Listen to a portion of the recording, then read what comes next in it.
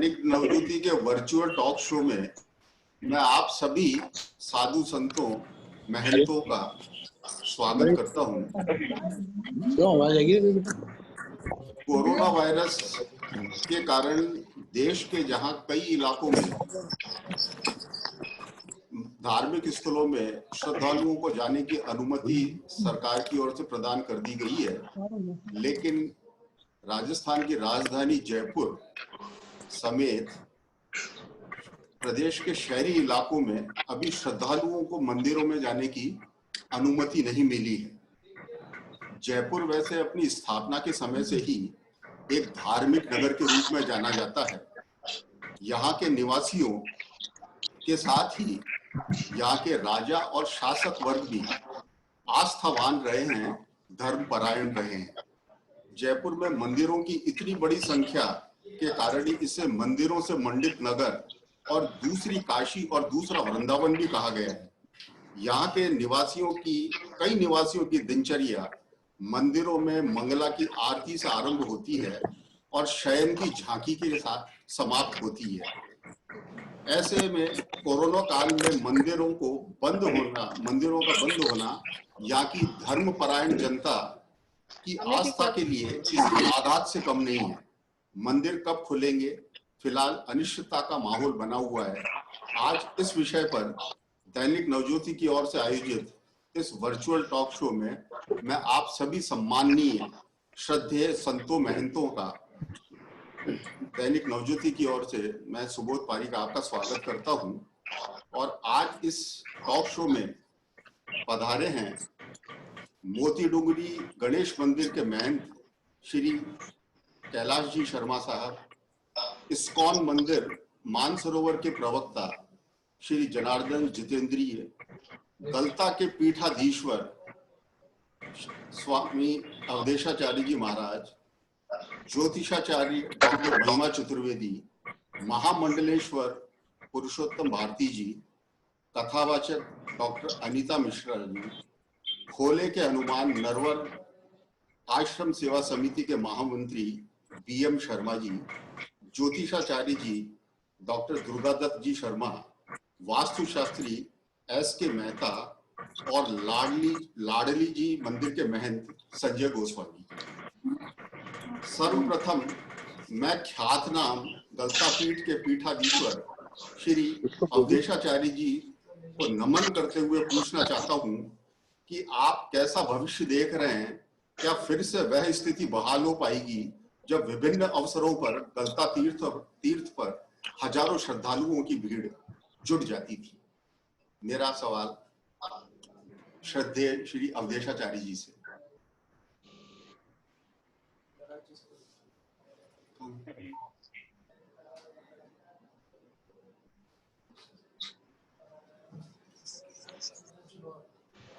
अभी वो अवधेशाचार्य जी कनेक्ट नहीं हो पा रहे हैं। मैं कैलाश जी महंत साहब से ये पूछूंगा कि वो एक बहुत बड़ी पीठ के, सिद्ध पीठ के महंत हैं। मोती डुंगरी का जो मंदिर है ये ऐसा नामी गणेश मंदिर है और गणेश जी वैसे भी प्रथम पूज्य होते हैं। और इस सिद्ध पीठ की इस आस्था जयपुर ही नहीं, जयपुर के आसपास के क्षेत्रों में भी कई शताब्दियों से रही है। कोई नया काम शुरू करना हो, नया व्यवसाय शुरू करना हो और कोई नया वाहन लिया हो तो गणेश जी को सबसे पहले निमंत्रित किया जाता है। ब्याह शादी हो तो सबसे पहले गणेश जी को ही निमंत्रण दिया जाता है। मोती डुंगरी के इस मंदिर की आस्था तो इतनी बढ़ गई है कि हर बुधवार को एक मेला का सा नजारा वहाँ पे पैदा हो जाता है। मैं महाराज आपसे ये सवाल करता हूँ कि यह सामान्य स्थिति कब तक बहाल होगी और मंदिर खोलने के बाद वो कैसे आप उपाय करेंगे जिससे श्रद्धालुओं पर भी नियंत्रण हो सके, उनकी संख्या पर भी नियंत्रण हो सके और जो भी सरकार ने गाइडलाइंस बनाई है उस सोशल डिस्टेंसिंग का पालन करते हुए श्रद्धालु मंदिर में आए। कैलाश जी मेहंसा। सबसे पहले तो आपकी इमेज नहीं आ रही मेरे को। इमेज नहीं आ रही?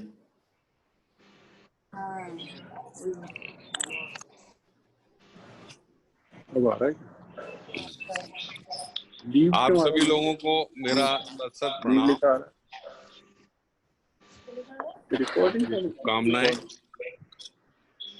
जी महाराज। मैं आपने जो प्रश्न किया उसका जवाब अगर मैं आपके शब्दों में ही दूं, जी सबसे बड़ी बात ये है कि कोरोना महामारी है, जो अपनी शुरू में बात हुई, जी और महामारी के अंदर कब क्या होगा कुछ पता नहीं, लेकिन इस महामारी का भी पीक आया नहीं है। हाँ, और अभी पीक नहीं है। पीक जब तक नहीं आएगा, मैं इन दिनों में पुरानी किताबें पढ़ रहा था जी महाराज। जिसके अंदर कई महामारियों का आलेख रहा। उन महामारियों के आलेख में यही था कि पीक के बाद में सब चीज लॉकडाउन से अनलॉक होती है। जी हमारे कुछ मजबूरियां थी सरकारों की, उन्होंने शायद जल्दी करके खोल दिया, या मैं तो ये तो नहीं कहूँगा, क्योंकि उनके पास सोचने की शक्ति, बुद्धिमान लोगों का एक कमेटी और कारवां होता है। उन्होंने क्या समझा और जल्दी खोला, उससे क्या नुकसान और क्या फायदा है ये तो आगे ईश्वर बताएगा। लेकिन राजस्थान राज्य सरकार ने मंदिरों को अनलॉक करके, मैं मंदिरों की बात नहीं कर रहा, अपन मंदिरों की बात करते हैं, क्योंकि इसमें मस्जिद भी बंद है, गुरुद्वारे भी बंद हैं, चर्च भी बंद हैं, जैन मंदिर भी बंद हैं, सारे धर्म स्थल इसमें बंद हैं। मैं करीब करीब सभी धर्म स्थलों से रहता हूँ, भाईचारा है मेरा, उनसे बात करता रहता हूँ, क्योंकि अभी किसी का पता नहीं चल रहा। रोज नई जानकारी आती, जैसे कल ही WHO की जानकारी आई कि हवा में भी इसका वायरस रहता है। जी बिल्कुल सही है सर। अगर हवा में इसका वायरस रहता है तो कौन क्या कपड़ों पे ला रहा है, बोले उसके अंदर है कि नहीं है विद्यमान, वो दूसरे के तो लगेगा ही। और पिछले 2 दिन में अगर हम देखें तो हमारा जो ग्राफ था, एक टाइम पे ऐसा लग रहा है कि हमने कोरोना पे विजय प्राप्त कर ली है। जी वो ग्राफ 3 गुना ज्यादा हो गया। बिल्कुल सही पर। और इस स्थिति में मंदिर हो, चाहे मस्जिद हो, चाहे गुरुद्वारा हो, चाहे चर्च हो, हम सबका ध्येय एक यही रहता है कि मनुष्य का जीवन कैसे बचाया जाए। बिल्कुल ठीक है। और उसी संदर्भ में पहले भी मैंने कहा था, आज भी मैं यही निवेदन कर रहा हूँ सब लोगों से, धैर्य बनाए रखें। आज भी मंदिर में बुधवार का दिन है, तो मेरे ख्याल से 4-5 हजार दर्शनार्थी अपने दर्शन नीचे से करके जा रहे हैं। आप जुड़े रहें। जी आपकी आवाज नहीं आ रही मतलब।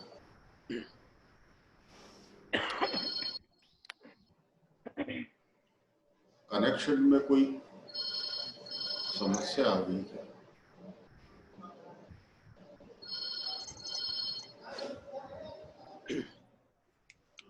जुड़े रहो ना बेटा। Hello hello. हाँ महाराज, आवाज नहीं आ रही है आपकी।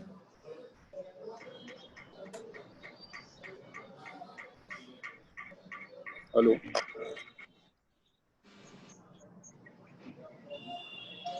हेलो। हाँ महाराज। हाँ जी। कैलाश जी महाराज, वो अपनी बात कह रहे थे अभी, कहते कहते ही वो डिस्कनेक्शन हो गया। कनेक्शन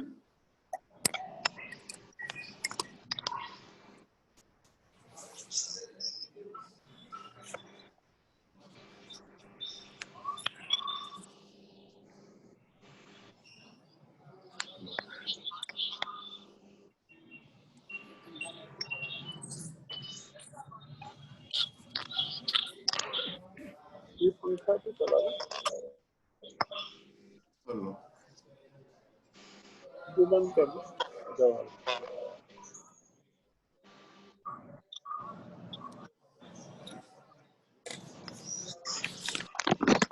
हेलो, अरे जुड़े रहो आप।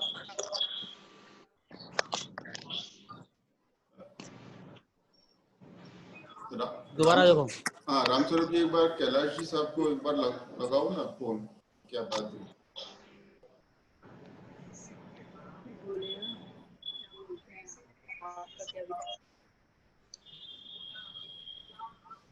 किनका? हेलो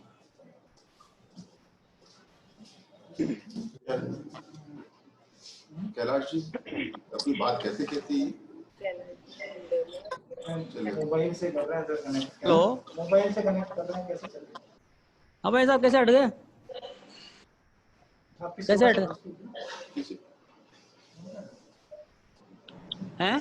कैलाश जी साहब संपर्क हो गया। संपर्क में हुए हैं।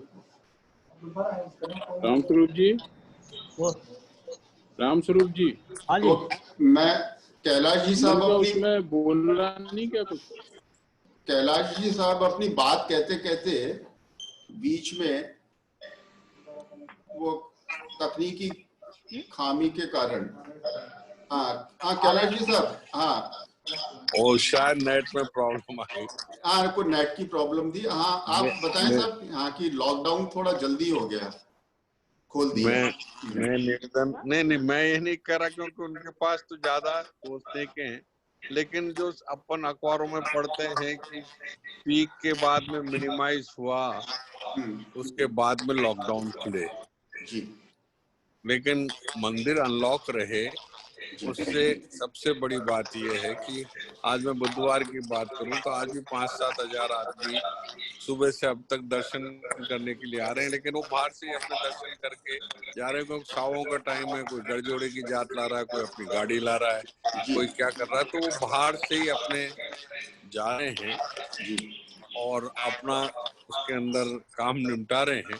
हाँ लेकिन अगर मंदिर खुलते या मस्जिदें खुलती या गुरुद्वारे खुलते तो मेरा मानना ये है कि कुछ लोग एग्रेसिव होके और आगे दर्शन करते, भले हम सुविधा करें। इसमें अपने हनुमान मंदिर लें दिल्ली वाला, उनमें भी है। अगर मैं तिरुपति बालाजी की बात करूं तो पहले वहाँ 6000 आदमियों की व्यवस्था करेगी, क्योंकि वो ऑनलाइन व्यवस्था है उनकी।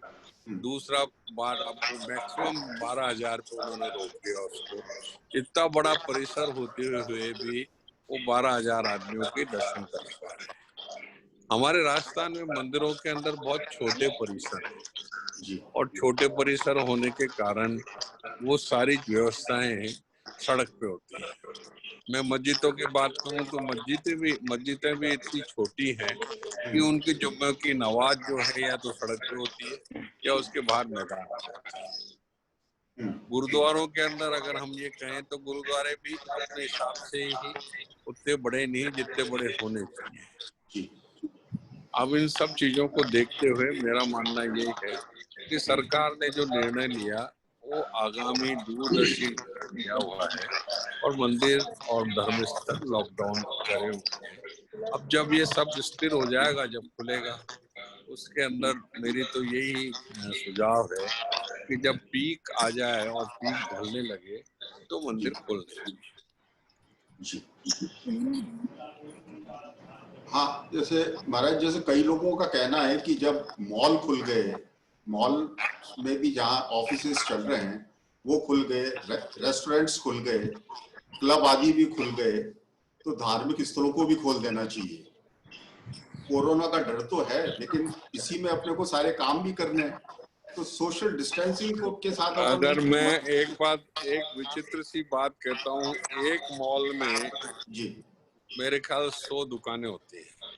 बिल्कुल होती हैं सर।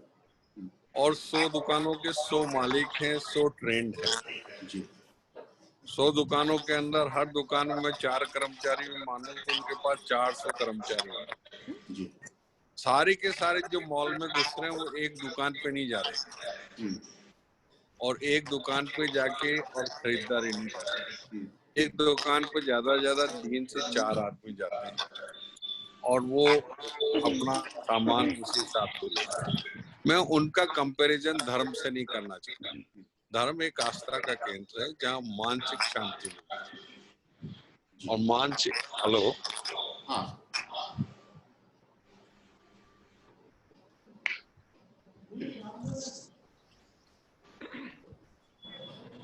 हाँ महाराज।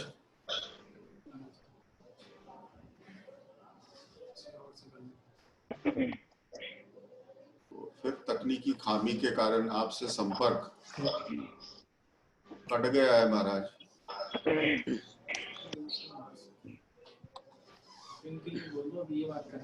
बीच में बोलने के लिए क्षमा चाहूंगा। हेलो मुझे कुछ हाँ बोलना है, अगर आप आदेश करेंगे। हाँ, एक बार हम कैलाश जी साहब अपनी बात पूरी कर नहीं पाए, तकनीकी खामी के कारण वापस व्यवधान पैदा। हाँ महाराज। हाँ मेरा मानना ये है कि हमको धर्म और आस्था को कंपैरिजन नहीं करना चाहिए। मॉल और मैं मंदिर का करूं तो राशि तो एक है लेकिन चीजें अलग अलग है। जी मंदिर एक आस्था का केंद्र है, एक शांति का प्रतीक है। मंदिर में आदमी जाता है तो अपने व्यक्ति से पूजन के लिए जाता है जी और वहां पे जाता है तो वो अपनी परचेजिंग के लिए जाता है और अपने हिसाब से अपनी बात करता है। वहां पे कई चीजें व्यवस्थाएं दूसरी है, मंदिर की व्यवस्थाएं दूसरी है।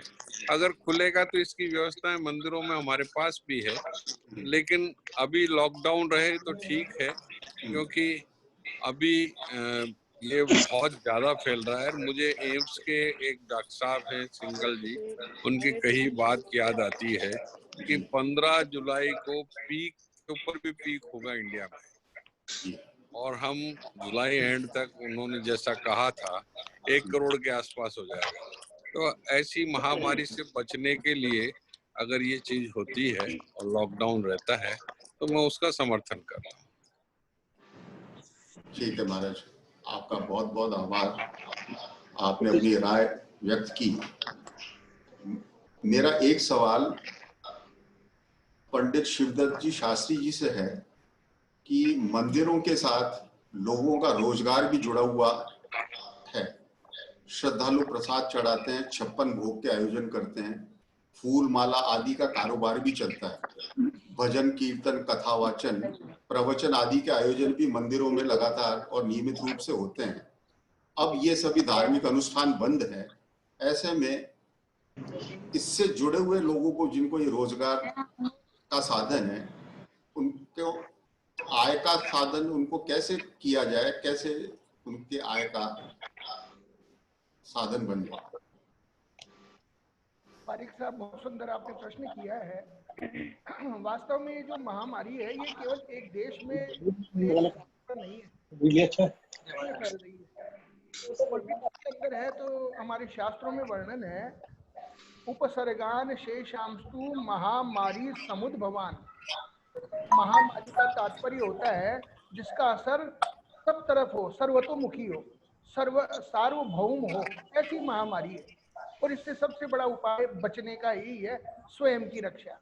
अब आप जो बता रहे हैं, अभी हमारे महंत महाराज मोती डूंगरी वालों ने बताया, बहुत सुंदर उन्होंने विवेचन किया, बहुत सुंदर बात बताई। ये आस्था के केंद्र हैं।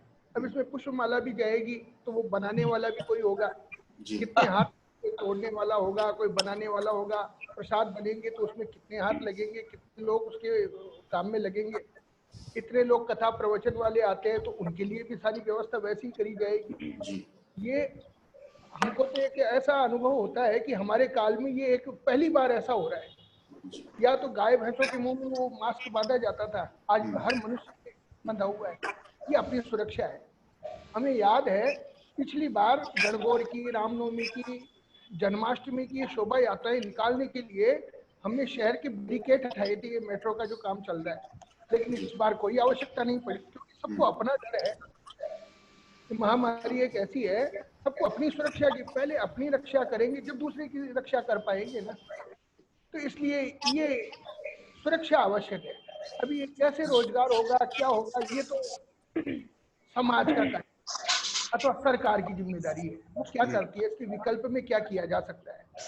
अब हमें तो खुद के 3 महीना हो गए, सब शादी ब्याह सब बंद है, ये काम है, कथा प्रवचन होते हैं, सब इस समय बंद हो रहे हैं, क्योंकि ये 50 जरूर शादी में नहीं आ सकते, ज्यादा लोगों की भीड़ में हम नहीं जा सकते, लोग नहीं जा बुला तो सकते। रहे लेकिन हम खुद भी नहीं जा पा रहे हैं, लोग नहीं आ पा रहे, क्या किया जाए अब इसका तो बुद्धिजीवी लोग बैठ करके विचार करें, इसकी क्या वैकल्पिक व्यवस्था हो सकती है।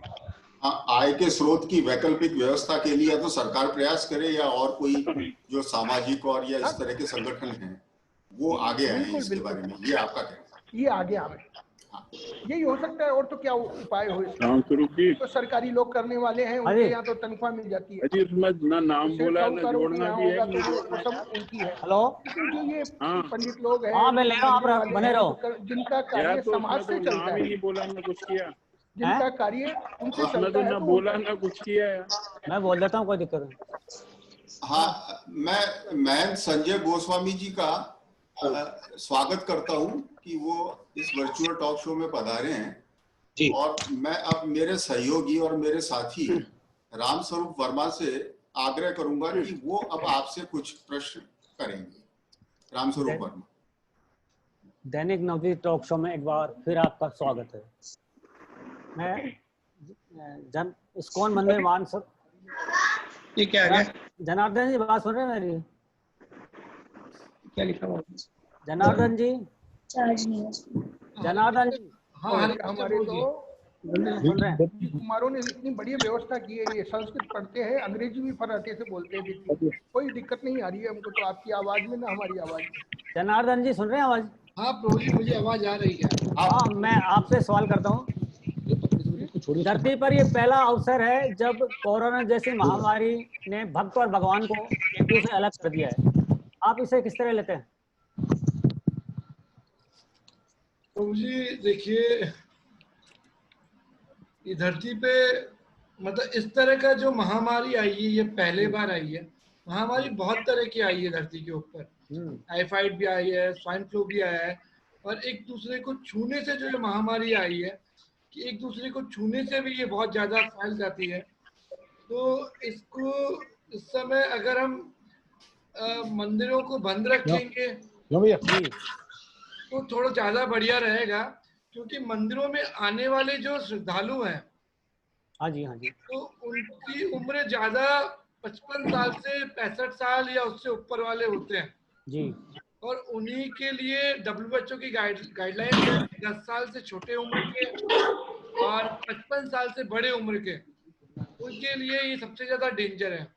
आप बच्चे जो 10 साल से छोटे कुछ लगा दो भैया नीचे, उनको दवाई वगैरह अगर मान लीजिए किसी को हम मंदिर खोलेंगे हम लोग और छोटे बच्चों को क्या करें, अगर कहीं हो जाए तो उनको संभालना बहुत मुश्किल है परिवार वालों के लिए।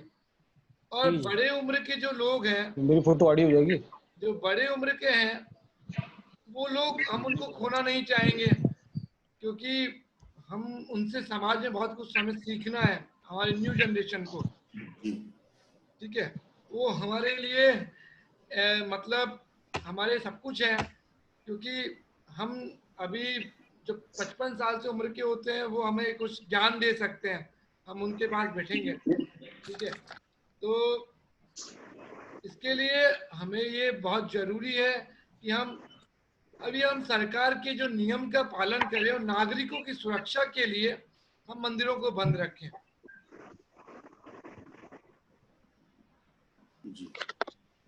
जनार्दन जी आपका बहुत बहुत धन्यवाद। अब मैं आपको ले चलता हूँ घाटे वाला जी मंदिर के महंत सुदर्शनाचार्य जी हमारे साथ हैं। सुदर्शनाचार्य जी, आपसे पूछना चाहूँगा, देश में कई जगह धार्मिक स्थल खोल दिए गए हैं, लेकिन सावन माह शुरू हो गया है, जयपुर में भी कई धार्मिक स्थल हैं, इनको लेके हेलो, आवाज आ रही है आपको?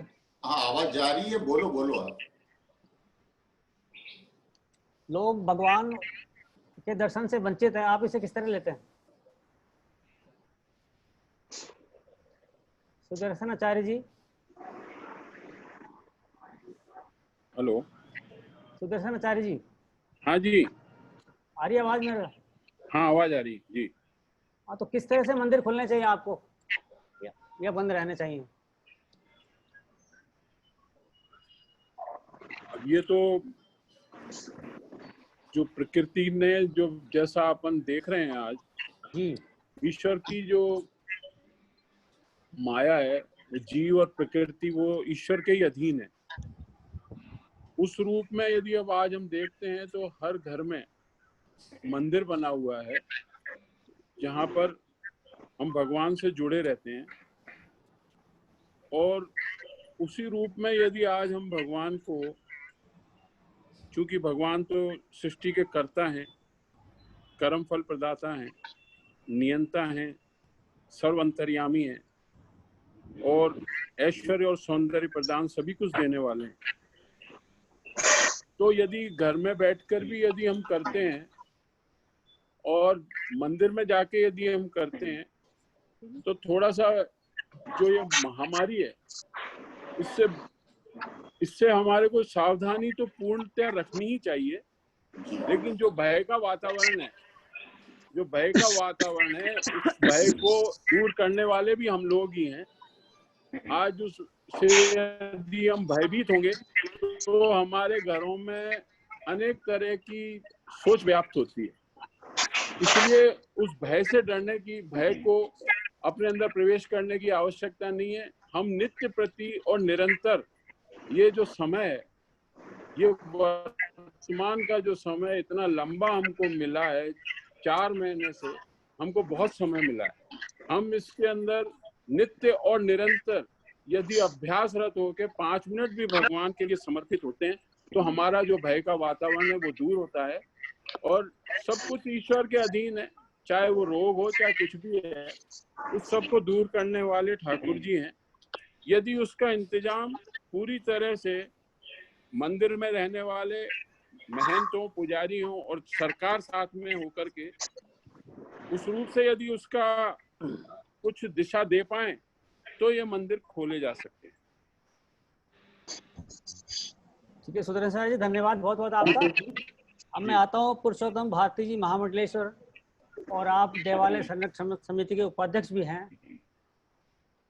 मैं आपसे जानना चाहता हूँ सर, मंदिरों को खोलने को लेकर सरकारी गाइडलाइन क्या होनी चाहिए? देखिए, हमारे शास्त्रों में कहा है कि आपत्ति काले मर्यादा नास्ते, अर्थात जब आपत्ति काल का समय होता है तो हम जिस मर्यादा में जी रहे हैं, जिस मर्यादा के पीछे हम लोग चल रहे हैं, हमारे परिवार को हम चला रहे हैं, उसमें जब आपत्ति काल आता है तो उसको हमें छोड़ना पड़ता है। आज जो वर्तमान में हमारी परिस्थिति है और तरीके से ये कोरोना महामारी ने विश्वव्यापी रूप धारण कर लिया है, तो इसका सबसे बड़ा जो है, इससे बचने का उपाय यही है कि हम लोग डिस्टेंस रखें और जिस तरीके से सरकारों की गाइडलाइन है उसका पालन करें। जहाँ मंदिर खोलने की बात है, जैसा कि अभी महंत कैलाश जी ने कहा, उनकी बात से पूर्णतः सहमत हूँ कि हमारा शरीर है तो सब कुछ हमारा जो है वर्तमान विद्युत है। यदि हमने अपने शरीर को बचा लिया तो आगे जो समय आएगा कभी न कभी इसका उपचार भी होगा और हम लोग सुख संपत्ति से हम लोग धार्मिक कार्यक्रमों में जाएंगे, मंदिरों में जाएंगे और इस परिपाटी को हम विधिवत चालू रखेंगे। लेकिन वर्तमान में जो स्थिति है, जैसे वर्तमान में हम लोग मान के चलते हैं कि जिस तरीके से हमारे घर में कोई शोक हो जाता है तो हम लोग उठते जाना शुरू करते हैं, और किसी तरीके का आपत्ति काल आ जाता है तो हम जाना बंद करते हैं। तो आप यही महसूस करें, क्योंकि ये बीमारी ऐसी है, ये सांस के द्वारा एक से दूसरे में जाती है। क्योंकि मंदिरों में विशेष रूप से एक आस्था का स्थान है और आस्था हमारी जो है हमारे मन में आत्मा के परमात्मा का निवास होता है। इसलिए हमें अपने घरों में बैठ कर ये कार्य करना चाहिए। जहाँ तक मंदिरों से जुड़े हुए व्यवसाय की बात है या जो उसके पीछे जो आश्रित है, चाहे मंदिर परिवार हो चाहे व्यवसायी हो, तो उसके सरकार को इसकी ओर ध्यान देना चाहिए। और दूसरा मेरा ये भी निवेदन है कि जैसे जयपुर का एक सवाल है, जयपुर लघुवासी कहा गया है, तो जयपुर में हर गली में 10-50 मंदिर रहते हैं और वो मंदिर उसमें मुश्किल से 10 आदमी, 15 आदमी, 20 आदमी उसमें प्रवेश में दर्शन करने के लिए जाते हैं। तो मेरा ये कहना है सरकार को इस ओर भी ध्यान देना चाहिए। जिस तरीके से प्रदेश के अन्य छोटे अंचलों में के मंदिरों को उन्होंने 50 आदमी तक जहाँ तक जाते हैं उस तरीके से उसको इनको ध्यान देना चाहिए और ऐसी कोई व्यवस्था करें ताकि उनकी आजीविका का साधन भी सुलभ हो सके। साथ ही मैं ये कहना चाहूंगा कि हमें धैर्य से काम लेना चाहिए, क्योंकि कोई भी समय होता है जो मनुष्य के जीवन में अच्छा समय हो चाहे बुरा समय हो, वो एक सीमित रूप में रहता है और एक समय ऐसा आता है कि उन कठिनाइयों से हम जो सामना करते हैं उससे बाहर निकलते हैं। तो वर्तमान की जो स्थिति है उसमें यही चाहूंगा कि सभी लोग धैर्य के साथ में रहें और कोई इस बात की जल्दीबाजी नहीं करे कि मंदिर, जैसे अभी कैलाश जी महाराज ने कहा कि माल की स्थिति और मंदिरों की स्थिति में बहुत फर्क है। वास्तविकता तो यह है कि माल में जो भी व्यवसायी है, जो भी दुकानदार है, वो अपनी व्यवस्था कर लेता है, लेकिन मंदिर के सामने बहुत बड़ी चुनौती है, क्योंकि मंदिर में जब लोग जाते हैं उसको आगे नहीं कर सकते। हम दर्शन के लिए अगर वो 20 मिनट खड़ा रहता है तो हम उसको बाध्य नहीं कर सकते कि वो बाहर जाए। इस तरीके की परिस्थितियां, इन सब बातों को ध्यान में रखते हुए यही मैं चाहूंगा कि जहाँ बड़े मंदिर है, जहाँ बड़ी संख्या में लोग जाते हैं, उनको तो जब तक इस बीमारी का कोई हल नहीं निकल जाए तब तक बंद रखना चाहिए, क्योंकि पूजा पाठ भी चल रही है। हमारे जो भी मंदिरों में प्राण प्रतिष्ठा होती है उसके बाद में वो एक तरीके से हमारे उनके प्राण उसमें संचित हो जाते हैं विग्रह में, तो उसकी पूजा पाठ हो रही है, उसमें कोई तरीके की शंका नहीं है। तो ये परिपाटी लगातार चालू रहनी चाहिए। बहुत बढ़िया महाशय जी, बहुत बहुत धन्यवाद आपका। अब हम जोड़ रहे हैं आपसे जयपुर के प्रसिद्ध ज्योतिषाचार्य डॉक्टर महिमा चतुर्वेदी। स्वागत है आपका। मैं जानना चाहूंगा आपसे, कोरोना महामारी कब तक रहेगी आपके ज्योतिष आंकलन के हिसाब से? इसे लेकर आपका क्या आंकलन है? अगर हम ज्योतिष के हिसाब से देखें तो अभी जो भारत की कुंडली है उसमें गुरु और केतु की युक्ति बनी हुई है जो चांडाल योग का निर्माण करती है। कौन से ग्रहों की?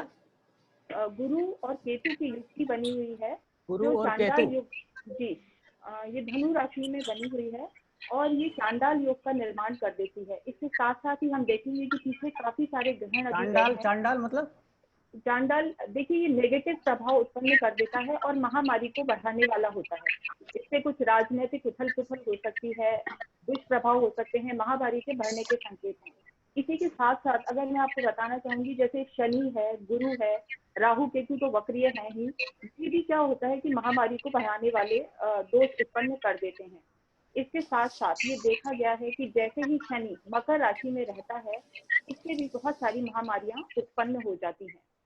इसके अतिरिक्त अगर हम भारत में देखें तो जो भारत की इस समय कुंडली बनी हुई है, जो गोचर हम कहते हैं, इसमें बहुत सारे ग्रह इस समय राहु और केतु के बीच में चल रहे हैं। इसका मतलब है कि काल सर्प योग भी बना हुआ है। तो इससे राहु और केतु काफी पावरफुल हो गए हैं और सूर्य और चंद्रमा वीक हो गए हैं। इससे हमारे देश में अभी कोरोना के केसेस जो है काफी बढ़ने के संकेत आ रहे हैं। मैं आपको बताना चाहूंगी कि कम से कम सितंबर तक हमें बहुत ही ज्यादा प्रिकॉशंस लेने चाहिए और बहुत ध्यान रखना चाहिए।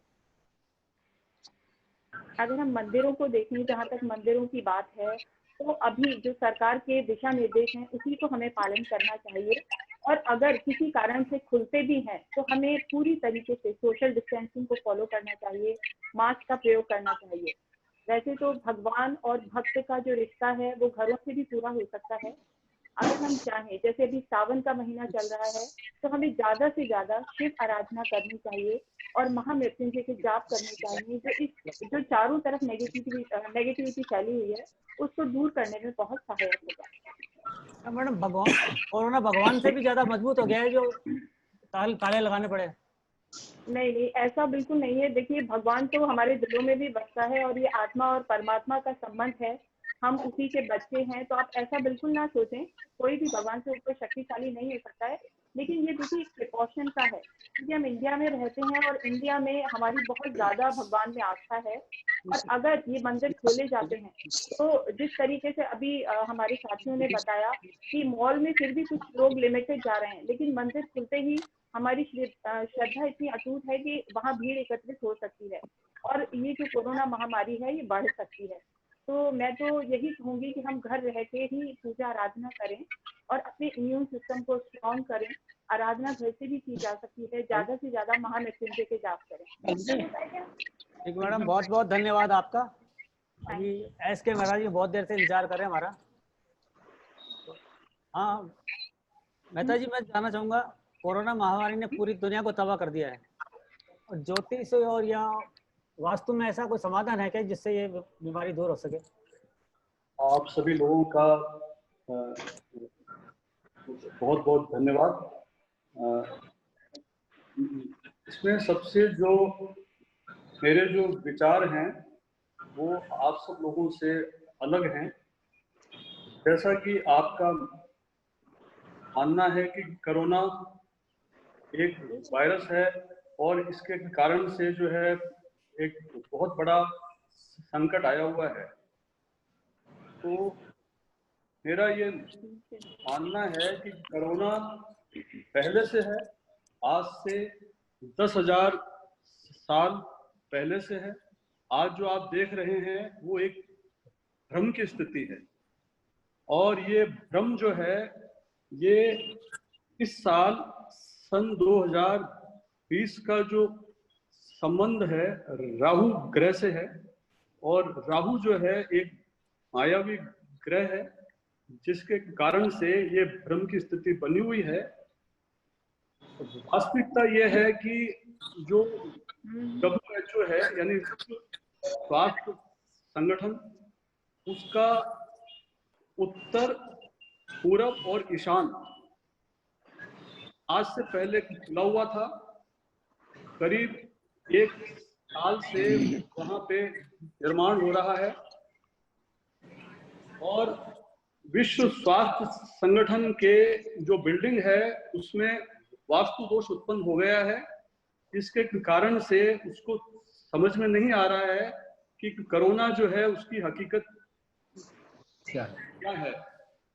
तो हकीकत ये है कि ऐसा कोई भी महामारी है ही नहीं, और किसी को भी घबराने की कोई आवश्यकता नहीं है।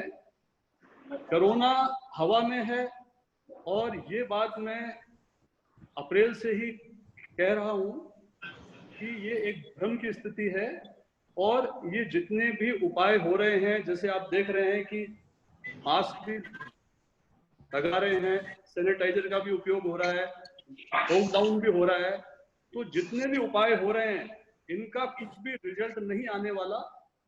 और ये जो कोरोना की जो आप देख रहे हैं जो संख्या जो बढ़ रही है, ये ऐसे ही बढ़ती रहेगी, और आखिर में जाके जो होगा वो ये होगा कि आप इस भ्रम से निकल जाएंगे। आपको समझ में आ जाएगा कि कोरोना एक सिंपल फ्लू है और इससे ज्यादा कुछ भी नहीं है। इसलिए कब तक रहेगी ये स्थिति? इसमें सर ये जब से राहु जो है इसका राशि परिवर्तन होगा, करीब 21 सितंबर को होगा। इसके बाद ये स्थिति जो है वो कुछ कंट्रोल में आ जाएगी। अब आप देख रहे हैं पूरी दुनिया में जो लोग एक्सपायर हो रहे हैं इसके खौफ से हो रहे हैं। आपने आज से पहले ये कभी नहीं देखा होगा कि कोई आदमी अगर बीमार हो जाता है तो उसके घर में पुलिस आ जाती है, उसके घर में एम्बुलेंस आ जाती है, और आप देखते हैं कि पूरी की पूरी जो कॉलोनी है उसको सील कर दिया जाता है।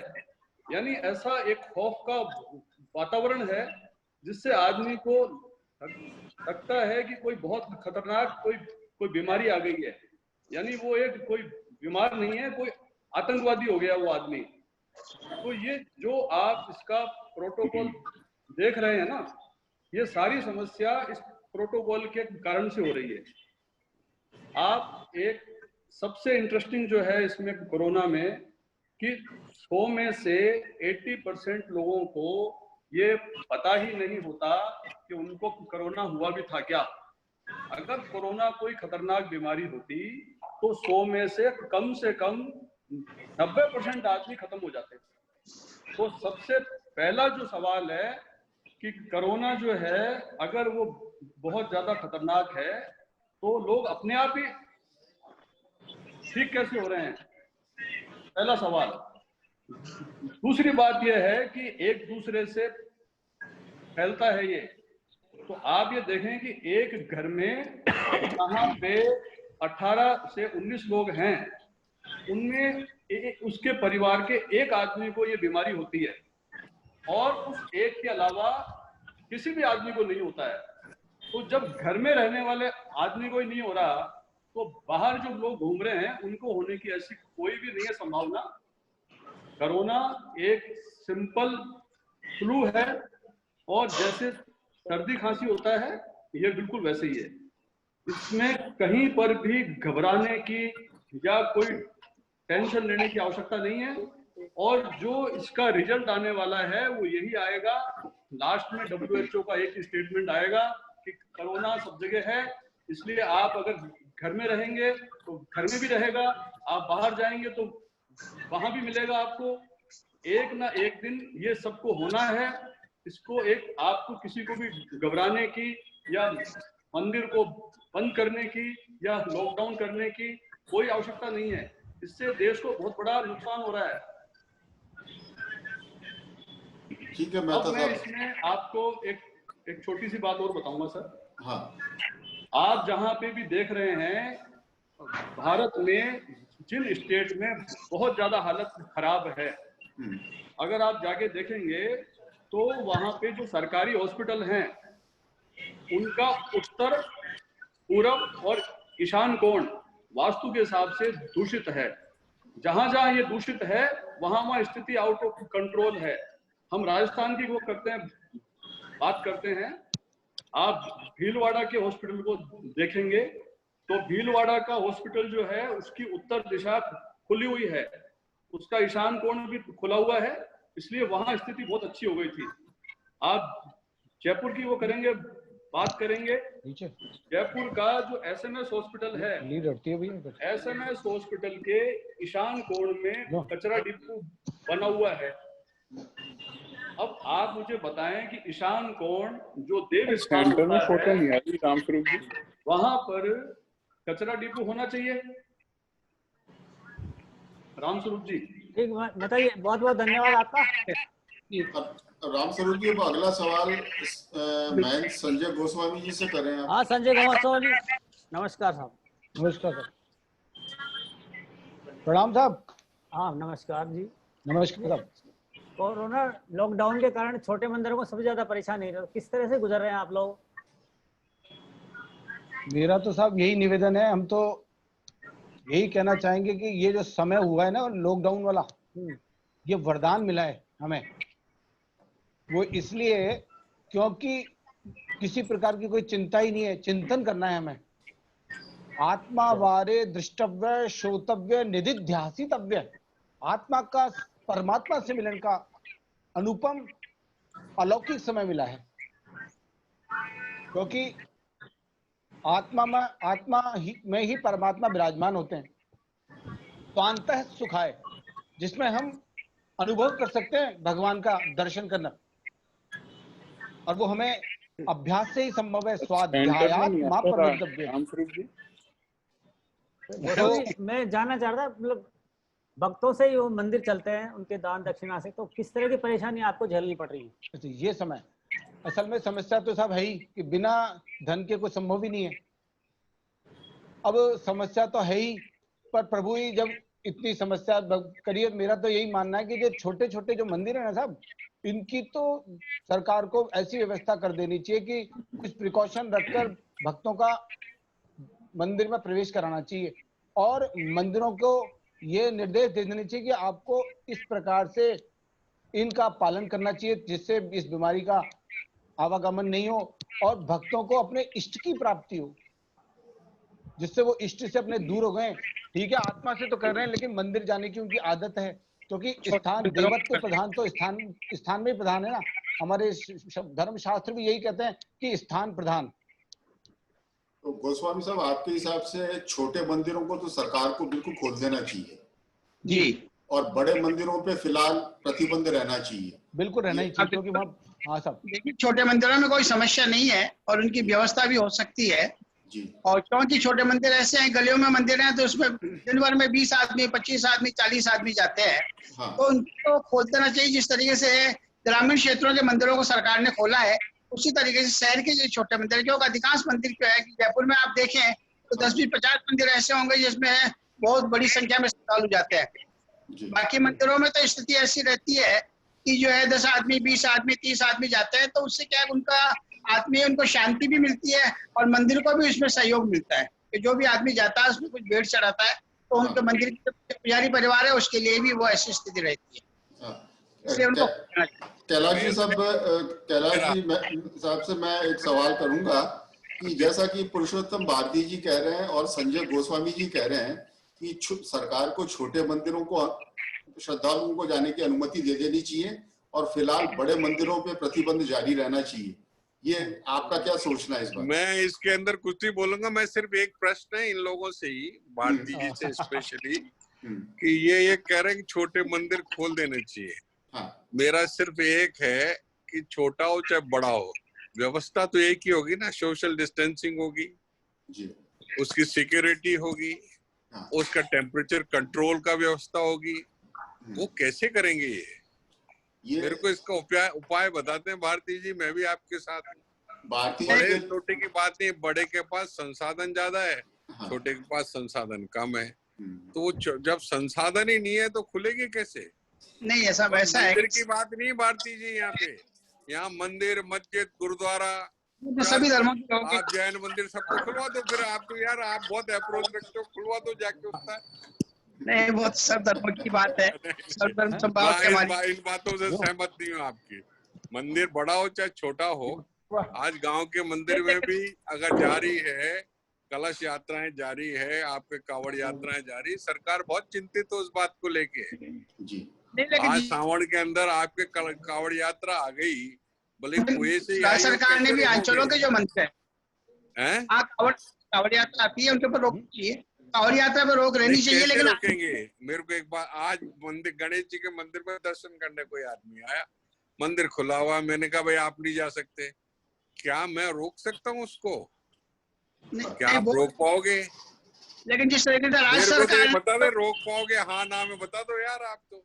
नहीं, वो नहीं रोक पाएंगे, लेकिन ग्रामीण क्षेत्र के जो मंदिर रोक पाएंगे तो उसको मरने के लिए छोड़ दो। नहीं, जिस तरीके से ग्रामीण क्षेत्र के मंदिरों को खोला है राज्य सरकार ने। ग्रामीण क्षेत्र के मंदिर पहले भी खुले हुए थे, बंद कभी नहीं हुए। आप लोग बार बार ग्रामीण क्षेत्र की बात कर रहे हैं। मेरे को एक क्षेत्र बता दे कोई भी के मंदिर बंद हो गया था, जहाँ दरवाजे ही नहीं है मंदिरों के अंदर, तो मंदिर बंद कहाँ से होगा? आज जैसे मैं दूसरी बात कहता हूँ, ये हमारे आदर्श नगर के अंदर मंदिर है चौराहे पे। इस चौराहे के ऊपर जो दरवाजा ही नहीं है और केवल जाली लगी हुई है, सलाखें लगी हुई है, उसमें दर्शन हो ही रहे ना। कहाँ बंद हुआ? वैसे तो हनुमान जी के देख लो, जितने भी मंदिर है उसकी वही स्थिति है। और बेटे चार्ज लगा डोली, ये है मेरा तो कहना। मैं किसी मत के खिलाफ नहीं हूँ, लेकिन धर्म के नाम से तो हमको सब धर्मों को साथ लेके चलना पड़ेगा। और ये बार बार प्रयास हो रहा है कि छोटे और बड़े की व्याख्या करना। मुझे तो ये बता दे, बड़े तो क्या करें, छोटा क्या करें? बड़ा किसको कहोगे, छोटा किसको कहोगे? नहीं, खाली व्याख्या बताएं उसकी। दर्शनार्थी बड़ा मतलब बड़ा मंदिर मतलब बड़े गणेश जी, बड़ा नहीं मंदिर ऐसा मतलब बड़े कृष्ण भगवान, छोटा मतलब छोटे कृष्ण भगवान। भारती जी संख्या के आधार पर निवेदन आप लोगों से, छोटे बड़े मनुष्य के जीवन को सर्वोपरि माने।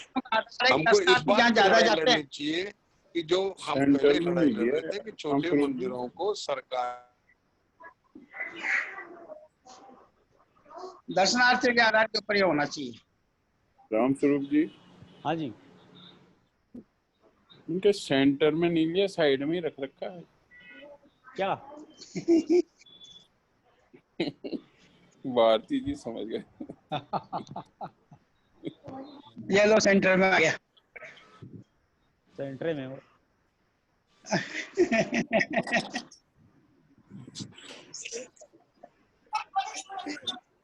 और मैं एक जवाब और देना चाहूंगा। हाँ जरूर। इनको राम स्वरूप जी को, भगवान लॉकडाउन नहीं हुए, अच्छा, भगवान की तो पूजा आपने व्यवस्था। कहा ना कि भगवान डर गए, लॉकडाउन हो गए। भगवान लॉकडाउन नहीं है, ये तो हिंदू धर्म है जो आप ऐसी भाषा बोल के। अगर आप मुस्लिम धर्म के खिलाफ बोलते कि अल्लाह लॉकडाउन हो गया, सही है। मैं बहुत स्पष्टवादी हूँ, हाँ, सही। क्रूर नहीं हूँ, मैं क्रूर, मेरे आत्मघात हुआ इस बात से। हाँ, सहिष्णु हाँ, है। नहीं, इस बात बिल्कुल को आप मजाक में न लें, सही मजाक बात है। नहीं, ये बात बिल्कुल ठीक है तो महाराज। मजाक में न लें। ये जितने हाँ। धर्म संसद वाले बैठे हुए थे उस बात का नोटिस देख रहे। मुझे बड़ा दर्द हुआ ये बात सुन के नहीं, कि भगवान लॉकडाउन और डर गए। नहीं, ये नहीं, भाषा का भगवान उपयोग नहीं होना चाहिए। नहीं, मैं डर की बात नहीं करी। मैं क्षमा चाहता हूँ, मंदिरों को बंद और करना पड़ा। मैं आपसे नहीं मेरा सवाल था मंदिरों को बंद करना एक पड़ा। बात का निवेदन करता हूँ कि आप तो कंडक्ट कर रहे हो, सबसे बड़ा संयम आप में होना चाहिए। ठीक बात है महाराज। मंदिर सिर्फ निवेदन दर्शनार्थी कर रहा हूँ, ये जो बात अपन कर रहे हैं ये बहुत गूढ़ बात है। और दूसरी बात आपसे निवेदन करूं, धर्म की बात आए, लॉकडाउन मंदिर ही नहीं है, मस्जिद भी है, गुरुद्वारा भी है, हाँ, सारे हिंदी धार्मिक समाज स्थल के हैं। मंदिर भी है, जैन ये समाज, सभी आपको के लिए, सबको हर आमंत्रित धर्म के करना लिए। चाहिए। सही ये है। हर धर्म मेरा के इतना लिए सा तो निवेदन है। सही बात हाँ, और नहीं, वो दूसरी बात, अपनी वाणी और अपनी श्रद्धा को सीमित रखना चाहिए। हाँ, नहीं महाराज, वो जो चलो। दूसरे जो हैं मस्जिद और गुरुद्वारा और ये, इन लोगों को भी हम आमंत्रित करेंगे और उनकी राय भी जानेंगे। बिल्कुल आपका सुझाव मैं आगे साथ ही लेता ना, धर्म तो एक ही है तो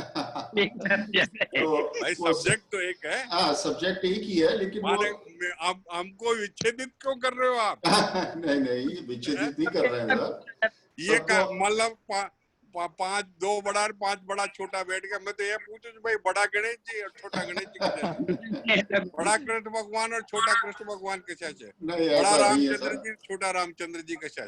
कृष्ण है सर। कृष्ण कोई छोटे नहीं है, राम जी कोई छोटे वो नहीं है। बात सब नहीं करा, मैं तो जो बात मेरे मन में आई भाई, बड़े और छोटे का प्रश्न नहीं है। ये अपन अपने आज जो अपन ये सरकार लड़ रही जिस बात के लिए, वो सरकार इस बात के लिए लड़ रही है कि हम सबको जीवन बचाना है। ठीक बात है। जीवन सबसे बड़ा अमूल्य निधि है। आज मैं मनुष्य हूँ, कल मैं मर जाऊंगा तो आगे क्या बनूंगा मेरे को क्या पता। ठीक बात है। मेरा बड़े छोटे से यही अभिप्राय था कि दर्शनार्थियों की आज संख्या जैसे ज्यादा सुरेश जी हैं घाट के हनुमान जी, जब इनके अखबार में खबर चलती है लक्खी पोस्ट बड़े करे, तो जहाँ लाखों आदमी आते हैं, छोटे पे थोड़ी कहलाएंगे। सही बात है। या लक्खी अनकुट करा, जब अपा वो लक्खी देखा जब तो मैं बड़ा हो गया। हाँ। और अहिया में छोटा था। नहीं, विग्रह की आकृति से ये सब इसका अभिप्राय है दर्शनार्थी श्रद्धालु तो कितने संख्या लक्खी में। का मतलब क्या हुआ? नहीं, वो आपका बात सही है। नहीं, लक्खी का मतलब तो लाख हो गए ना। लाखों लाख श्रद्धालु आदमी आ रहा, कौन छोटा हो जाएगा? ठीक बात। सुरेश जी मिश्रा साहब कुछ कहना चाहते हैं। जब फोटो खींचे और व्यूज चले, जब तुम्हें लक्खी कहलाऊंगा, और जब ऐसी बात आए मैं छोटा हो जाऊंगा। मैं आपसे एक ही निवेदन करता हूँ कि हमको लड़ाई इस बात की लड़नी चाहिए भारती जी, कि हमारे जो छोटे मंदिर हैं, जिनको आपने छोटा मंदिर कहा, जहाँ जितनी श्रद्धा बसती है उतना ही आलेख होता है। जयपुर की गली में नहीं, हर चौराहे पे मंदिर विराजमान। और अपन उन सब आज चौपड़ के ही मंदिर, ये अगर चौपड़ नहीं टूटती तो आप लोगों को पता ही नहीं चलता कितने मंदिर है वहां कंधे में। बहुत सही बात था क्या? किसी को पता ही नहीं था। ठीक बात। या छोटे मंदिरों की हेल्प की जा सकती है। आर्थिक रूप से अगर किसी चीज की तकलीफ है तो वो बड़े मंदिर हेल्प कर सकते हैं। इस तरीके से हम देख सकते हैं। पर जीवन सर्वोपरि। बहन जी, मैं आपसे एक बात कहूँ, हमने बहुतों की मदद करी, आपको शायद ये पता नहीं है कि जयपुर में कितने मंदिर हैं। मुझे पता है कितने मंदिर हैं, मुझे पता है कि हमने कितनों को राशन पहुंचाया है, मुझे पता है कि सरकार के कितने, प्राइवेट कितने हैं। बिल्कुल, ये आप लोगों को ये पता नहीं था कोरोना कब आएगा, पर कोरोना की भविष्यवाणी किसी ने नहीं करी। आपने अभी शनि की युक्ति बताई। शनि जब मकर के अंदर चल रहा था तो वैसे ही महामारी योग था। किसी ने बोला क्या जोशी? किसी ने वर्ल्ड में घोषणा नहीं करी। वर्ल्ड में किसी ने कहा। आज अपन सब रोकथाम की बात कर रहे हैं, तो वही बात होगी कि मर्डर हो गया, उसके बाद पुलिस जा रही है, इन्वेस्टिगेशन होगा। जो अपन बचा सकते हैं वो तो बचाना है, और जीवन सर्वोपरि मेरा है। मैं भी यही कह रहा हूँ, जो निधि बचे वो सबसे बड़ी होती है। बस बिल्कुल। सुरेश जी मिश्रा साहब कुछ कहना चाहते हैं? सुदर्शन मेरा ये कहना था जी कि साहब सरकार ने इसमें बढ़िया तरीके से हम लड़ रहे हैं, जिसमें सभी का सहयोग है। इतने कोरोना वॉरियर्स ये सब बड़े धन्यवाद के पात्र हैं, जिनको नित्य धन्यवाद दिया जाए तो वो भी कम है। और ये जो लड़ाई है ये हमारी किसी अकेले मंदिरों की नहीं है, ये तो सबकी और सबके लिए जिम्मेवारी की और सबके लिए मदद करने का समय है। जो हमसे बन पड़ता है हम करते हैं, वो उनको करना चाहिए। और ये सबका ही लड़ाई का मादा है और सरकार ने इसको बहुत बेहतर ढंग से इसको जो है हैंडल किया है, बहुत सुंदर ढंग से। और ये निश्चित है आज हमारे जयपुर में इसको अगर हम बड़े रूप में देखते हैं, आज हम न्यूज चैनल्स पे देखते हैं, तो हमने निश्चित ही इसको बहुत रोके हुए रखा है। तो ये बहुत अच्छी बात है, लेकिन हम सबको इसमें साथ रहना चाहिए और आपस में इसके बारे में एक दूसरे के प्रति अपने विचारों को जानते हुए और इस लड़ाई को देखते हुए हमको सबको सम्मिलित होकर के और एकजुट होकर के जो जिससे प्रयास हो सकते हैं वो करने चाहिए, क्योंकि ये मानव जीव की रक्षा का प्रश्न है।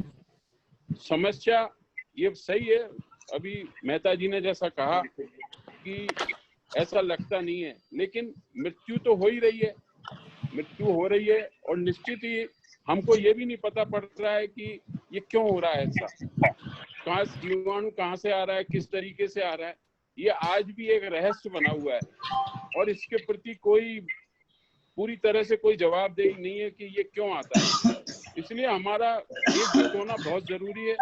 हमारे जन के साथ में सरकार का, पुलिस वालों का, ये सब बहुत, चाहे डॉक्टर्स हैं, इनको हम नित्य धन्यवाद दें वो भी कम, क्योंकि ये मानव जीवन को सहेज रहे हैं और अपनी जो लड़ाई है वो आप देखो अपने जीवन को अपने हाथ में लेकर के और फिर लड़ाई को लड़ रहे हैं, चाहे डॉक्टर हो, चाहे पुलिसकर्मी हो, सफाई कर्मी हो, नर्सिंग हो।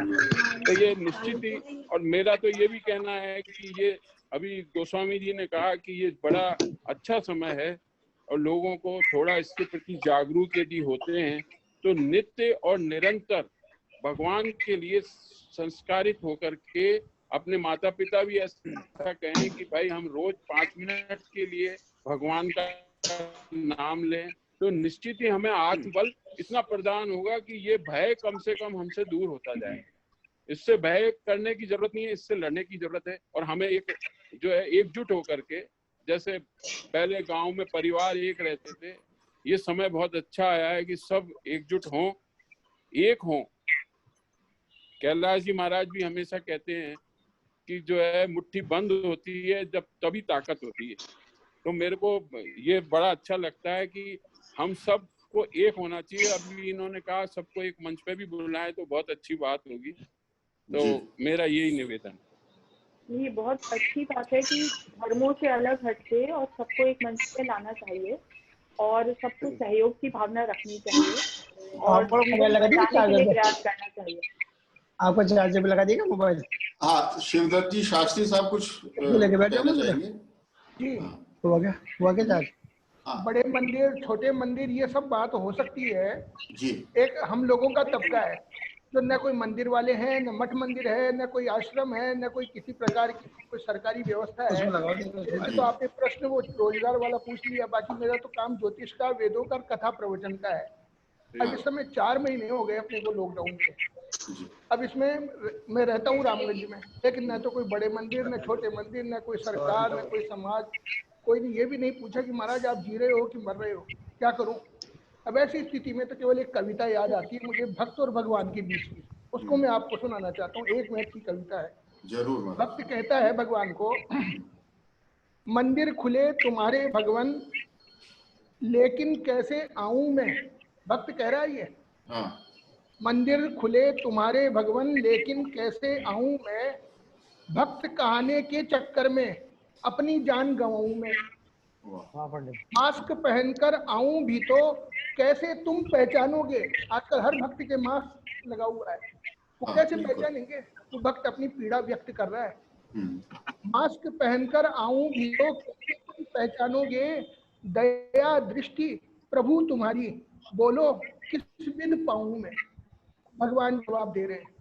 भगवान कहते हैं खुलवा दिए हैं ये मंदिर के पट, तुम जिद ना करना आने को। मैंने सारे मंदिर के पट खोल दिए हैं, लेकिन तुम जिद मत करना। जैसे हमारे पोती डूंगरी वाले महाराज कह रहे थे, भले खोल दिए मंदिर लेकिन तुम जिद मत करना। खुलवा दिए हैं पट मंदिर के, तुम जिद ना करना आने को। है घड़ी कठिन परीक्षा की, खुद बच के औरों को बचानी। कितने भी तुम मास्क लगा लो, है नजर मेरी तो तुम पर, तुम कितने भी मास्क लगाओ तुम। हूँ भाव का भूखा मैं तो सदा, चाहो ना अर्घ चढ़ाओ तुम। मैं तो भाव का भूखा हूँ। घर में रह करके भी अपन भक्ति कर सकते हैं, पूजा कर सकते हैं, लेकिन सबसे बड़ा शरीर है। शरीर माध्यम खलु धर्म साधनम। अपना शरीर अगर सही है, काया रज्य भक्ति हो सकती है। तो अपनी काया ठीक रहे, औरों की काया ठीक रहे। ये थोड़ी देर की है, ये विपत्ति कितने समय की होती है। महामारी पहले भी हर 100 साल में महामारी आई है। फ्लू आया है, प्लेग आई है, और वो पहले चेचक हुआ करती थी, फिर वो और सबकी वैक्सीन, सबकी दवाइयाँ आ गई, इसकी भी आ जाएगी। लेकिन उसमें ये नहीं कि अपने को कोई ऐसा हो अपन घर में रह करके भी, जैसे अभी बताया पूर्व वक्ताओं ने, कि सब अपने अपने घर में रह करके अपने परिवार के साथ जुट करके और सब आनंद में है, सबको आदत पड़ गई है। अभी सरकार कहती है कि जबरदस्ती नहीं, साहब आप रुक जाओ घर में, मत निकलो, तो ऐसा नहीं होता। लेकिन ये कि डर, ये भी आवश्यक है, भय भी जरूरी है। अपन ये कथाएं सुनते हैं, ये पुराण सुनते हैं, गरुड़ पुराण सुनते हैं, ये सब किसके लिए? भय के लिए, पाप से हम बचें, तो भगवान से भी थोड़ा डरे, इस रोगों से भी बचे, इसके लिए थोड़ा डर आवश्यक है। डिस्टेंस पर पहले के जमाने में हम लोग हाथ जोड़ते थे, हाथ नहीं मिलाते थे, गले नहीं मिलते थे। लोगों ने हमको कहा पिछड़े लोग हैं, देखो ये हाथ नहीं मिलाना चाहते। आज सब लोग बोली नमस्ते कर रहे हैं। पहले हम लोग अपरस की सेवा में रहते थे, मंदिरों में आज भी परंपरा है अपरस की, किसी को छूते नहीं है, स्नान करके अंदर जाते हैं। तो लोगों ने कहा देखो कैसे लोग हैं, एक दूसरे से छुआछूत, हमारे महात्मा गांधी जी ने वो अस्पृश्यता इस प्रकार का, तो ये एक प्रचार किया गया। लेकिन आज सब लोग कह रहे नहीं जी कोई छूना नहीं है, किसी को डिस्टेंसिंग रखिए। ये सारी बातें, वही पुराना जमाना बिल्कुल सही था, वो आएगा, दोबारा आएगा। मैं तो इन सब महापुरुषों के दर्शन करके बहुत आह्लादित हूँ। आप जैसे विद्वान हमको एंकर मिले, कभी भी कोई भी चर्चा हो इस प्रकार की, कोई भी महापुरुष लोग मेरी कोई वाणी का उपयोग करना चाहे, मैं तत्पर हूँ। बाकी बहुत सुंदर आज की चर्चा हुई है, बड़ा आनंद आया है। ठीक है महाराज, बहुत बहुत धन्यवाद। आप सब लोग, आप सभी लोगों का मैं दैनिक नवज्योति की तरफ से बड़ा आभार प्रकट करता हूं कि आपने अपने बेशकीमती समय में से हमारे लिए समय निकाला। कैलाश जी महाराज का, सुरेश जी मिश्रा जी का, संजय गोस्वामी जी का, और मैडम जो हैं डॉक्टर महिमा चतुर्वेदी जी, डॉक्टर महिमा चतुर्वेदी जी का, पुरुषोत्तम भारती जी का, आप सभी का पुनः आभार, पुनः धन्यवाद।